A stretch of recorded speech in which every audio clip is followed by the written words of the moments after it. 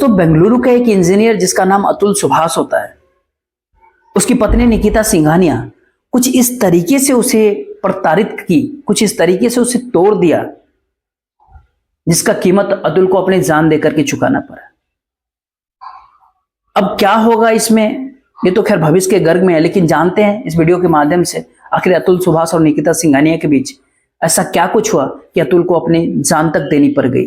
देखिए दोस्तों, कहते हैं कि मरने से पहले कोई व्यक्ति झूठ नहीं कहता, क्योंकि उसको भगवान के पास जाना होता है, उसे पता होता है कि वो अब मरने वाला है, इसलिए उसके मुंह से जो कुछ भी निकल रहे होते हैं वो सच है। दरअसल अगर कानून की बात माने, कानून की भाषा में अगर बात करें तो मरने से पहले कोई व्यक्ति अगर किसी जज या किसी मजिस्ट्रेट के सामने अपना बयान दर्ज करवा दे तो सच में वो सच कह रहा होता है, ऐसा कानून भी मान लेता है। लेकिन उसका पुलिस उसके कानून से पूरी तरह से उसको भरोसा ही उठ गया था, इसलिए इस तरह का कदम उसने उठा लिया। वो कह रहा था कि मैं जो पैसे कमाता हूं उससे मेरे दुश्मन मजबूत होते हैं, मेरे पिता, मेरी माँ, मेरे भाई, ये सब के सब जो है रोज तिल तिल कर घुट घुट करके मरते हैं, अब इसीलिए हम जीना नहीं चाहते। कुछ इस तरह की बातें वो कहता है। साथ ही ये भी कहता है कि जो मेरी लाश हो उस लाश से को मेरी पत्नी से काफी दूर रखना, उसको मेरे आसपास भी मत भटकने देना। साथ ही ये भी कहता है कि अस्थियों को तब तक विसर्जित ना करना जब तक मुझे इंसाफ ना मिल जाए, अगर इंसाफ ना मिले तो फिर मेरी उन अस्थियों को जिस कोर्ट के अंदर, जिस अदालत के अंदर केस की सुनवाई चल रही थी, उसी अदालत, उसी कोर्ट के सामने जो गटर होगा ना, गंदे नाले होंगे ना, उसी नाले में विसर्जित कर देना, बहा देना। लेकिन एक बात आखिरी होती है कि वो मेरे बच्चों के, मेरे पिता और मेरी माँ को सौंप देना,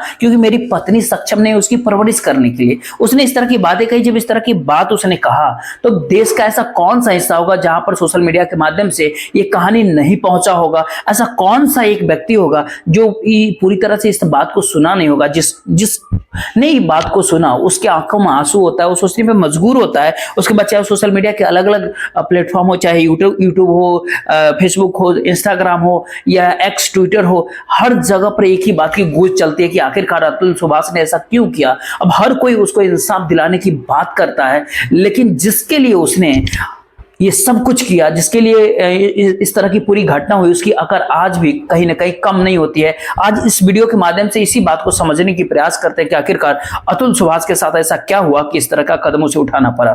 नमस्कार, मेरा नाम जितेंद्र कुमार, आप देख रहे हैं स्टडी सफलता। वीडियो को लाइक और चैनल को सब्सक्राइब जरूर कीजिएगा। दोस्तों, आज की जो सच्ची घटना है, दरअसल ये 9 दिसंबर 2024 की सुबह 6 साढ़े 6 बजे से ये घटना की शुरुआत होती है। दरअसल बेंगलुरु पुलिस कंट्रोल रूम को एक फोन कॉल जाता है, उसमें कहा जाता है कि एक AI इंजीनियर है जो कि अब इस दुनिया में नहीं रहा, उसने अपनी जान दे दी। जैसे इस तरह की सूचना मिलती है, पुलिस तुरंत तत्काल प्रभाव से उस मौके पर पहुंच जाती है। वहां जाकर के देखती है कि मंजूनाथ लेआउट स्थित डेल्फिनियम रेजिडेंसी के भीतर एक कमरा होता है उसका, अतुल सुभाष का। वहां पर जब पुलिस जाती है तो वहां पे सैकड़ों की संख्या में वहां पे पहले से लोग मौजूद होते हैं। तुरंत पुलिस उसको शव को कब्जे में ले लेती है। उसके बाद पोस्टमार्टम के लिए और जिला अस्पताल भेज दिया जाता है। तब पुलिस ये जानकारी इकट्ठा कर रही थी कि आखिरकार मरने वाला व्यक्ति है कौन। दरअसल उसका नाम होता है अतुल सुभाष मोदी, जो बेंगलुरु के अंदर रह करके AI इंजीनियरिंग का नौकरी करता था। वहीं से वो अपने घर परिवार को अपना पैसे वैसे भेजता है। लेकिन पुलिस जब जांच पड़ताल करना शुरू किया कि ऐसा वो कदम क्यों उठाया, तो पता चलता है कि करीब 84-85 मिनट का एक वीडियो है, साथ ही 24 पन्नों का एक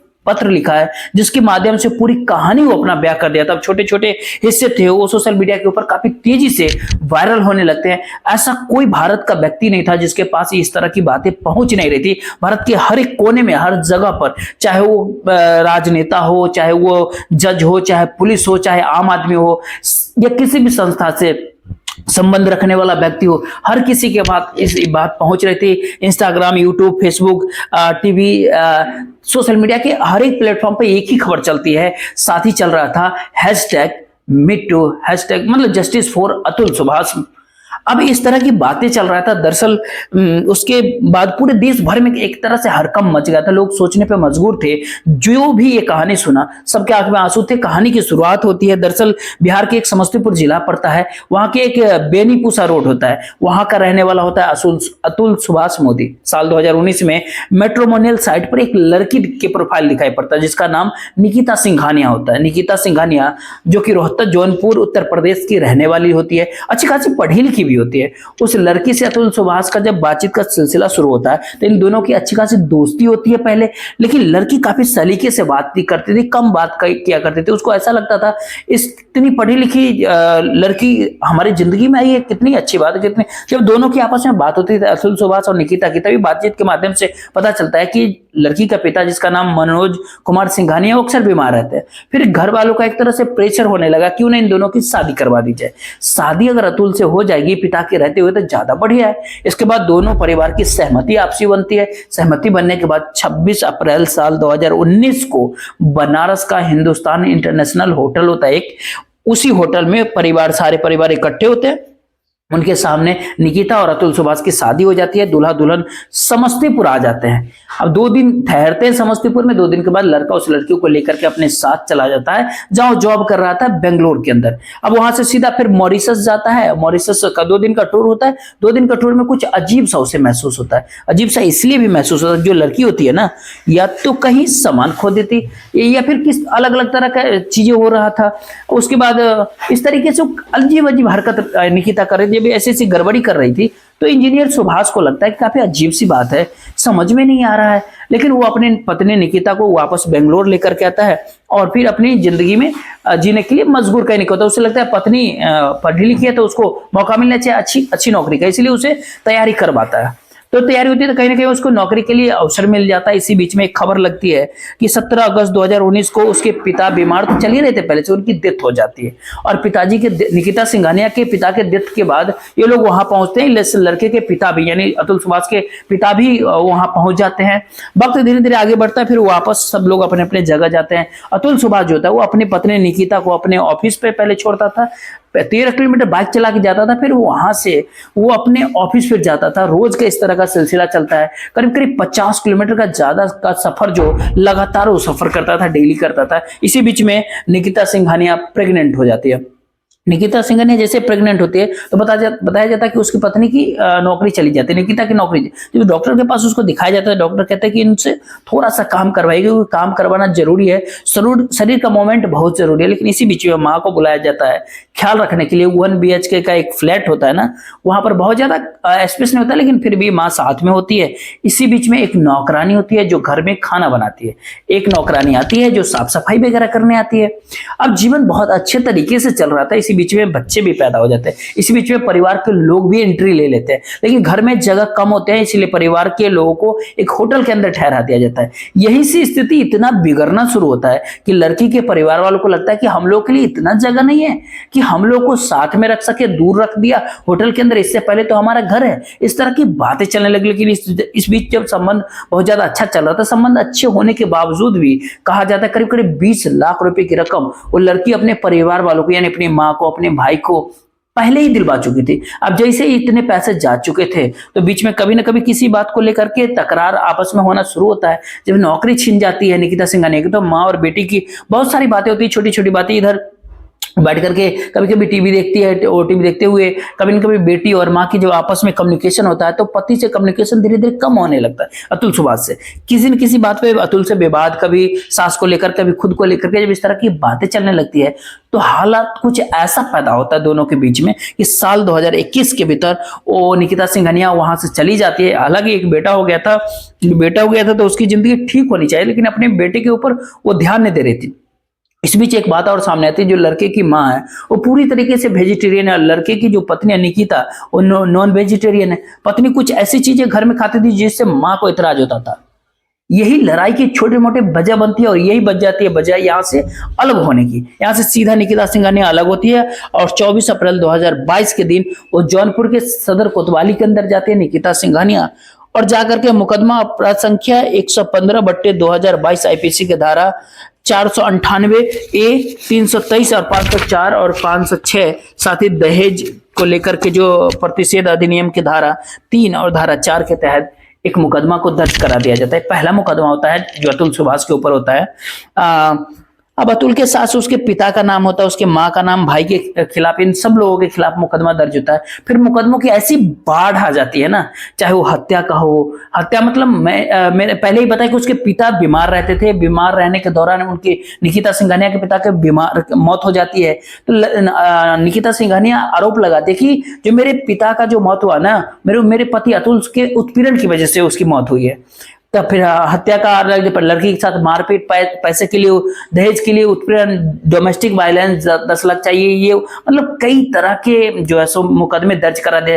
अप्राकृतिक यौन संबंध बनाने के भी मुकदमे, घरेलू हिंसा, दहेज प्रथा, मतलब करीब 9 FIR दर्ज अतुल सुभाष के खिलाफ कर दिया जाता है। तब वो लड़का बेंगलुरु से जौनपुर का सफर शुरू कर दिया। 1827 किलोमीटर का सफर होता है। जब ये दोनों पति पत्नी के बीच में विवाद, फिर FIR पर FIR, लगातार 9-10 FIR जब लगातार हो जाती है, 1827 किलोमीटर का सफर करके वो जौनपुर आता था अतुल सुभाष, ताकि अदालत के भीतर केस की सुनवाई चल रही थी, बात कर सके। लेकिन पता चलता था जज साहब छुट्टी पे, लड़की नहीं आई है, पता चलता है कभी किसी बात पे हड़ताल हो गई है। इस तरह से लगातार वो बेंगलुरु से जौनपुर का चक्कर लगाने लगता है। 2022 में पहला मुकदमा होता है। 2024 तक कुल 9 FIR दर्ज हो जाती है। अब हर दिन उसे किसी न किसी परेशानी से, अतुल सुभाष को किसी न किसी दिक्कत से जूझना पड़ता था। एक दिन कुछ ऐसा हो जाता है कि पत्नी होती है निकिता सिंघानिया, जज साहिबा, तो जो फैमिली कोर्ट की जज साहिबा होती है, और इसी बीच में वो कहता है कि मैडम आप जानते नहीं कि NCRP के जो रिपोर्ट कहती है कि छोटे मुकदमे लिखवाने पर जो पति होते हैं वो बड़ी संख्या में अपनी जान तक दे देते हैं। तो पत्नी निकिता सिंघानिया कहते तुम पीछे क्यों हो, तुम क्यों नहीं दे देते अपनी जान। जब इस तरह की बातें होती है, जज साहिबा जब ये बात सुन रही थी तो उसके बाद वो हंसने लगती है। बजाय वो निकिता को समझाने की बजाय कि इस तरह की बातें क्यों करती है, जज साहिबा हंसने लगती है। इसी बीच में अतुल सुभाष परेशान तो पहले से ही था, क्योंकि बार बार कोर्ट के चक्कर लगा रहा था, कोर्ट से सेटलमेंट कराना चाह रहा था कि किसी भी तरीके से सेटलमेंट हो जाए, बात खत्म हो जाए। ये झगड़े जो पनप रहे हैं ना, ये झगड़े बंद हो जाए, दूर हो जानी चाहिए। लेकिन उसकी कोर्ट में जो पेशकार होता है ना, उससे बात हो रही थी, तो ऐसा मीडिया में आरोप वायरल होता है, आरोप लगता है कि पेशकार ने पहले 3 लाख की अतुल सुभाष से डिमांड की थी। जज साहब ने पहले, जज साहिबा जो है, 3 लाख की डिमांड पेशकार के माध्यम से शायद करवाई थी।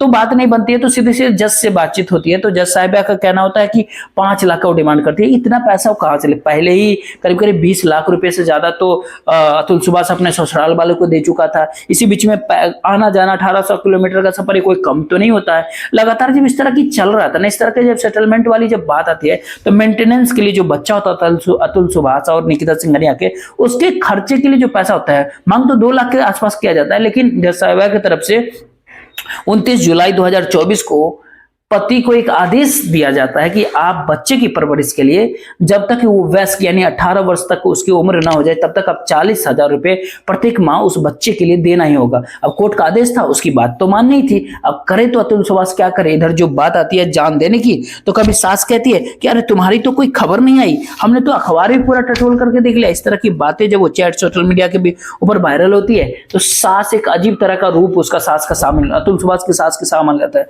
इस तरीके से 8 दिसंबर 2024 की वो रात उसने अपनी जिंदगी की उसकी अंतिम रात बना लिया अतुल सुभाष।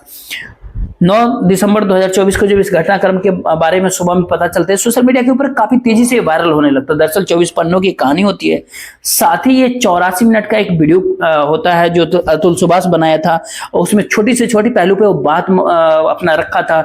पुलिस से विश्वास उठ चुका था, जज ने जिस तरह का उसके साथ व्यवहार किया था उसको लेकर के वो पहले ही परेशान हो चुका, तभी वो इस तरह का कदम उठाने के लिए मजबूर होता है, बेबस होता है।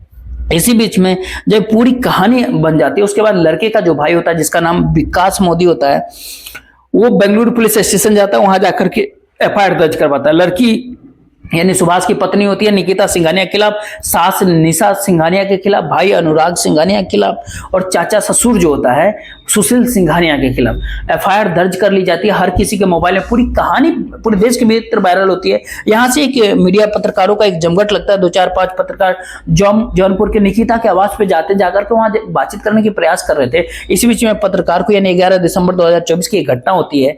जैसे बेल बजाया जाता है, आवाज लगाई जाती है, लेकिन घर में से कोई नहीं निकलता है, ना कोई आवाज में निकलता है। लेकिन इसी बीच में जो पत्रकारों ने कैमरा इधर उधर चलाना शुरू किया, तो लड़का जो साला होता है अतुल सुभाष की, और उसके जो साथी अतुल की सास जो होती है निशा सिंघानिया, और बालकनी से झांकते हुए मीडिया वालों को डांटते डपटते इस तरह से वीडियो बनाने का तुम प्रयास भी मत करना। अगर इस तरह की बात करने की कोशिश किया तो अंजाम इसका ठीक नहीं होगा, अच्छा नहीं होगा, बहुत बुरा होगा। सीधे सीधे धमकी देने लगी। पूरे देश के भीतर एक कहानी चलती है, लोग आवाज उठा रहे कि अतुल को न्याय मिलना चाहिए, और उसके बावजूद भी उन लोगों की इतनी हिम्मत कि मीडिया वालों को पूरी तरह से धमकाने की प्रयास कर रहे हैं। तब जाकर के लोगों ने एक तरह से ट्रेंड शुरू कर दिया और इसमें आवाज उठानी शुरू की कि इस लड़के को यानी अतुल को हर हाल में इंसाफ मिलना ही चाहिए। जो उसकी कहानी वायरल होती है, जो वो कहता है कि मैं जो पैसे कमाता हूं, मेरे पैसे कमाने से मेरे ही दुश्मन मजबूत हो रहे हैं, इसलिए मैं ये सब कुछ छोड़ के जा रहा हूं ताकि मेरे पिता, मेरे माँ, मेरे भाई ये सब अब परेशान ना हो। साथ ही यहां तक कहता है कि जज साहिबा को भी इसमें कठोर उसके ऊपर कार्रवाई होनी चाहिए, सजा मिलनी चाहिए। साथ ही पत्नी का भी नाम लेता है, साथ ही वो अपने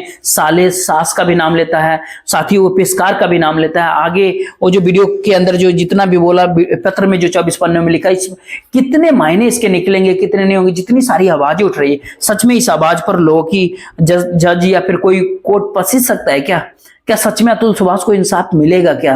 ये तो भविष्य के गर्ग में छिपा हुआ है। लेकिन अतुल सुभाष ने जाते जाते जो कुछ भी कहा वो सच में पूरे देश को भावुक कर गया। उसका जो कुछ अपील था कि मैं तो अतुल का जो बेटा है उसके माता पिता को मिल जाना चाहिए, इस तरह की बात भी कहा था कि क्यों निकिता सिंघानिया सक्षम नहीं है। इतनी बड़ी बात, एआई इंजीनियर, एक पढ़ा लिखा व्यक्ति जो मरने से पहले इस तरह की बातें वो कह रहा है, बता रहा है, कहीं ना कहीं सच ही कह रहा होगा, क्योंकि अब वो भगवान के पास जा रहा था तो शायद वो झूठ नहीं बोलेगा।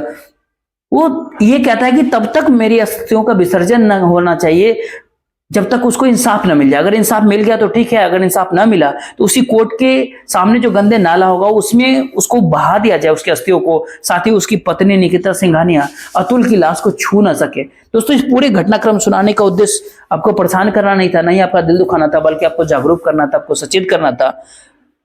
ये घटना जो है ना पूरे देश को हिला करके रख दिया। साथ ही कई तरह के मैसेज भी दे रहा है कि न जाने कितने और अतुल इस तरह के सफर कर रहे होंगे। कोई भी घटना होती है तो पुलिस प्रशासन की जिम्मेदारी होती है ना कि एक एक चीज को, एक एक पहलू को बारीकी से समझे, दोनों पक्ष को बैठा करके, मतलब उसके टूटने के कई कारण होते हैं। पहली एफआईआर जो दर्ज होती है, एफआईआर कॉपी जो होती है, उसके भीतर वो एफआईआर के अंदर आप देखिएगा कि इतनी सारी भाषाएं सटीक लिखा जाता है कि जिससे कोई बचने की कोशिश करे तो वो आसान नहीं होगा।